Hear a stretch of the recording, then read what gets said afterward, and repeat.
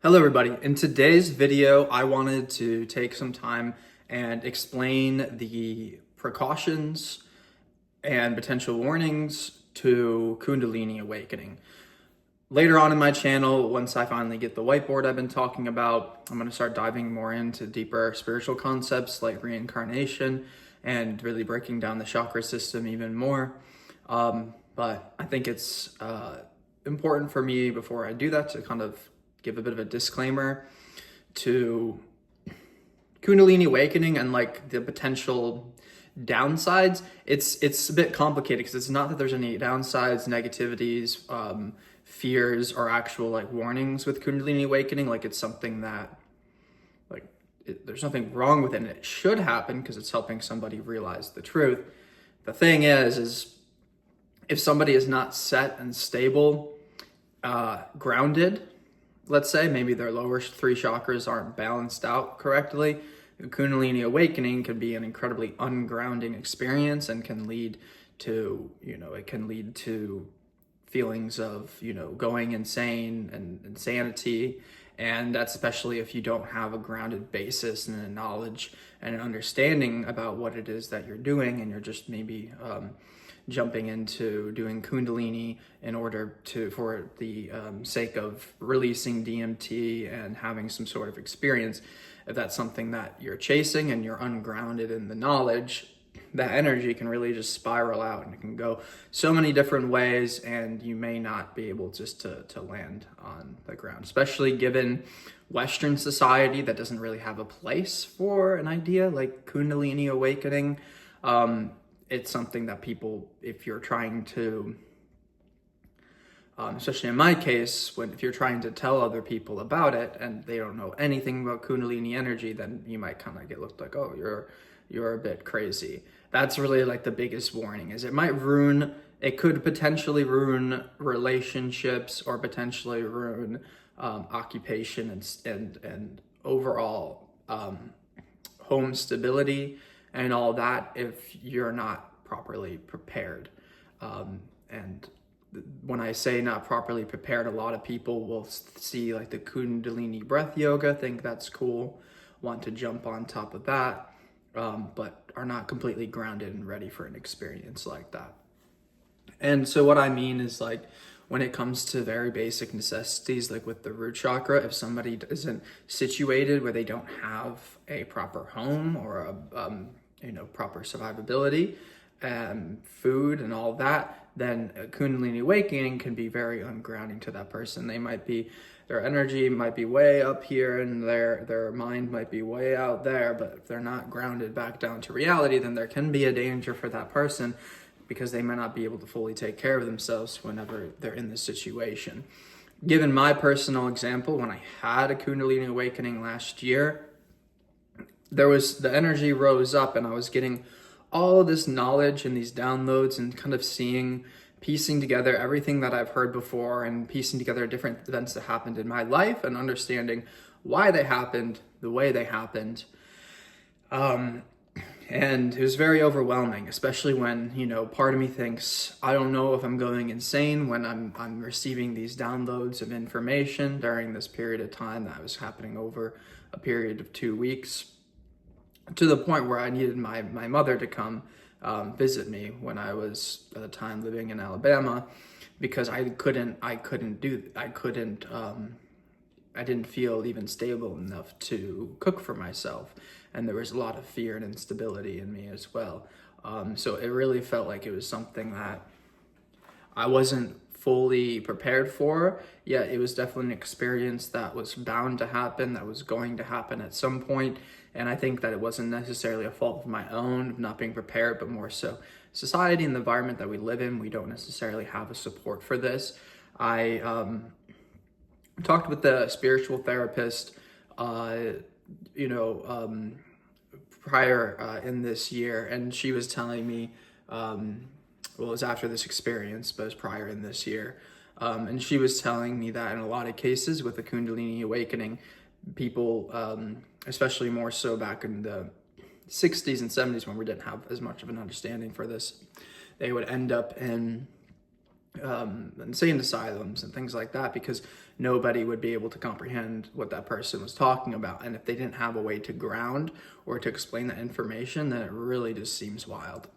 Thankfully, in my case, since I had studied and was looking into Hinduism, I felt everything that I was learning and understanding it made sense. It wasn't like everything that was piling through my mind was just garbage. It was things that made sense, and it was a lot of things that I've seen this before and this and that. It was just like all the puzzle pieces were getting clicked into place. Like I had all the pieces already from various moments in my life, and I was experiencing all the pieces come together. And I'm like, wow, this all makes sense. Like every event that happened in my life was for a reason. And even it propelled backward, then I saw into my previous life and saw the events there and how there was this parallel reflection of the previous life into this one.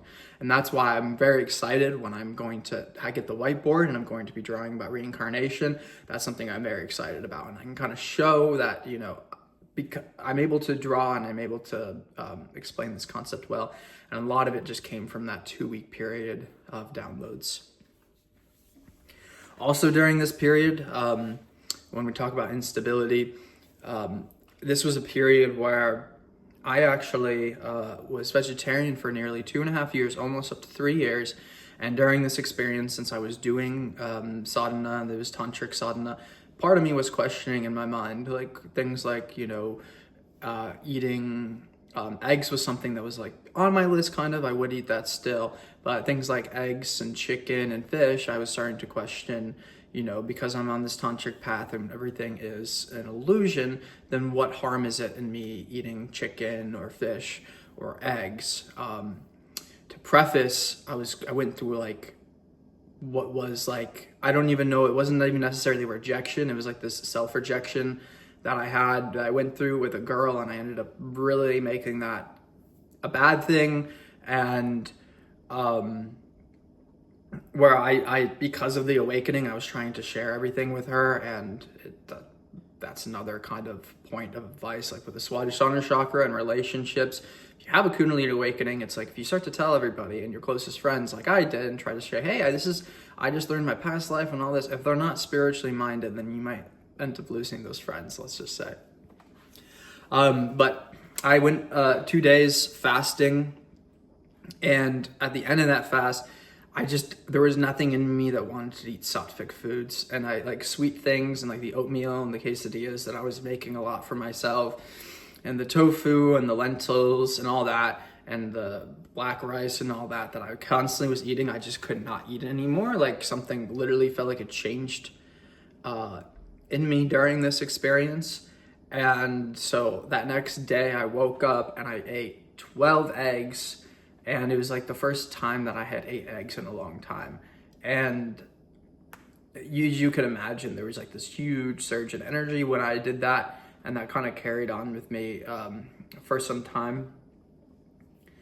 And yeah, so the point of this whole thing is like a Kundalini awakening has such a profound impact on somebody. It's basically just like a shift in consciousness, like almost, let's say your head's been underwater for years, and then you finally take a breath and you get to see the surface, and you're like, wow, this is what life really is. For me, in my case, I was someone who I constantly judged myself, and I thought bad of myself because of the way other people had treated me prior in the past. And for me, it was this feeling of like, oh my God, I'm finally free. Like I don't feel trapped anymore. It was this wonderful sensation. And with a Kundalini awakening, what's to be understood is an awakening is, again, like, okay, you just woke up, you're just now seeing things for the first time. That's not enlightenment, right? You have the awakening, and that awakens the energy, but you still need to then channel and go through with the energy and work on each of the chakra systems and ultimately balance everything out. Because if the system's not balanced, you're not,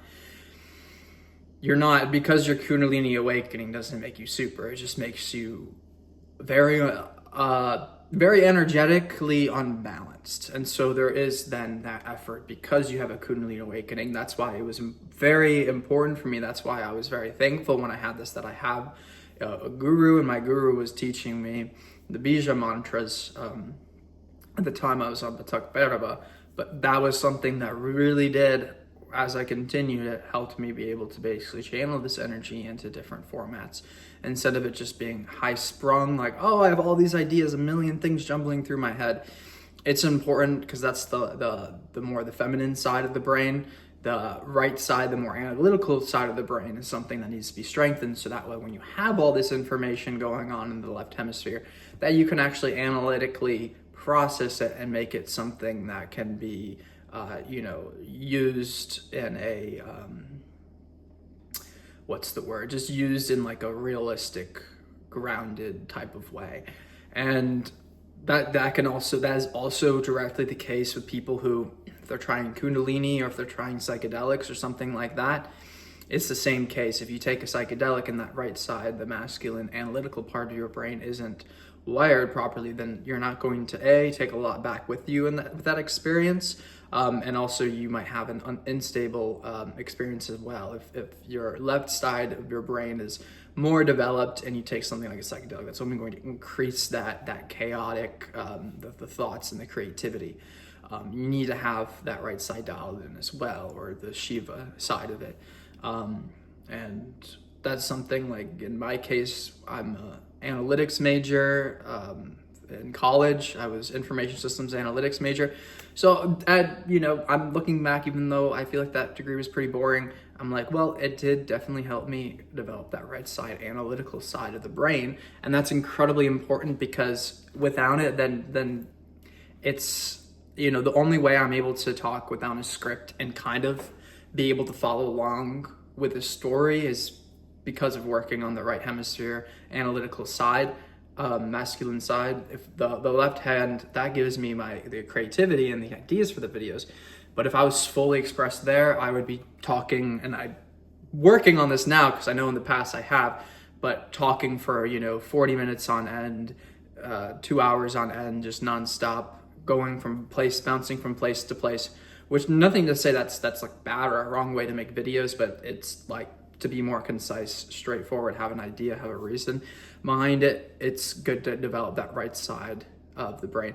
And I'm actually doing that right now with Kartikeya sadhana. So I'm developing more the right side of the brain, and also working on, cessation of thought and all that. But yeah, I can say that there's a profound difference doing sadhana and having some Kundalini awakening than having a Kundalini awakening and just thinking that was the answer and you're like set now.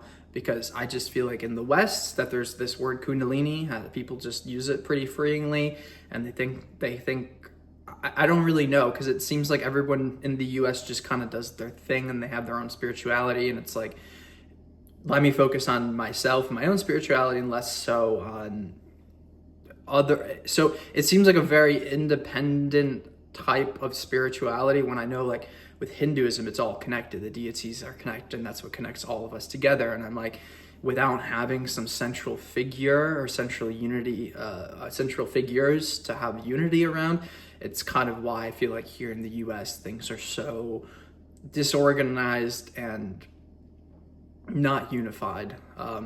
Because I feel like that whole that people had with like patron deities, and how the Native Americans had their patron deities, and the specific deities that they worshipped that were part of their land, that's all been replaced with what now? It's been replaced with, well, first the lands are all mostly all concrete jungles now, but they all been replaced with sports teams. Like, now instead of having like a deity related to the water, we have like the Buccaneers in Florida.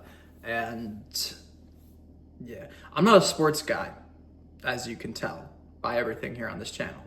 But that's all I wanted to share today, was a quick warning on what Kundalini awakening can do to somebody who is not prepared for it. And so the idea is you want to prepare your body before you do the breathing techniques and you do the things that make you achieve that one goal, because it works, it's there, and it's real, but you want to prepare yourself. The best way I can explain this is taking a psychedelic or doing Kundalini breath yoga is like biting into a York peppermint patty and being teleported to the top of Mount Everest. It's like a cheat code that basically shows you that the mountaintop exists, and it's there, and it's wonderful, and the view is beautiful. However, as soon as that experience is down, right? As soon as that wears off, you're back wherever you started at the bottom of that mountain, and you have no way to get up. And this is the problem with people who want to take, they want to experiment and take psychedelics and not have any sort of knowledge about it priorhand, is they'll get that glimpse of the mountain and have absolutely no idea how to get back up there. And that's a problem, because that can be very debilitating for a person, because now they're thinking that the only way they can get back there is to take this or to do the breath work that's just going to jolt them up and give them that experience yet again. It's not going to actually necessarily, in a sense, again, it's showing them that view's there. It's showing them that that exists, but it cannot be the end-all be-all, because it's not going to show you what sadhana shows you and what yoga shows you, which is what gear you need to climb that mountain. It shows you how to climb that mountain. It shows you the skills you need to climb that mountain. It shows you how to prepare your body so you can be in that frigid, cold weather. It shows you how to prepare your mind so you know your own intuition, survivability, and what you should do in order to climb Mount Everest if you're taking that venture. So I'll leave you all with that, right? So Kundalini and psychedelics, things like this, are a way for you to be on top of Mount Everest, have a glimpse. And that's not to say that's necessarily wrong, because it's that glimpse can be somebody's motivation in order to get back. And they might follow yoga and go through the whole process, creating the steps of how to get back up to the top of that mountain. That way, when they're there, they can sit there permanently. Whenever they want to go back, they know exactly how to get back. And that's the beauty of yoga, is it teaches you how to climb, it teaches you how to sit in the mountain, and whenever you want, you can go there. A psychedelic or a quick Kundalini breath yoga that's just pushing the energy up here, or anything you're going to do, is going to give you that experience, and then it's going to have you fall right back down.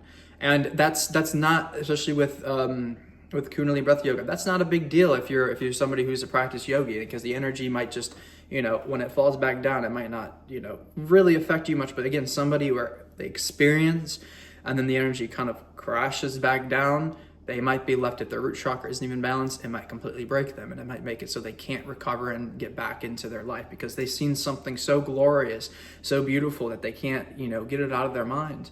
And what I'll say is just be careful of unearned wisdom. Without further ado, that's all I have for today's video. Jai Mahakal.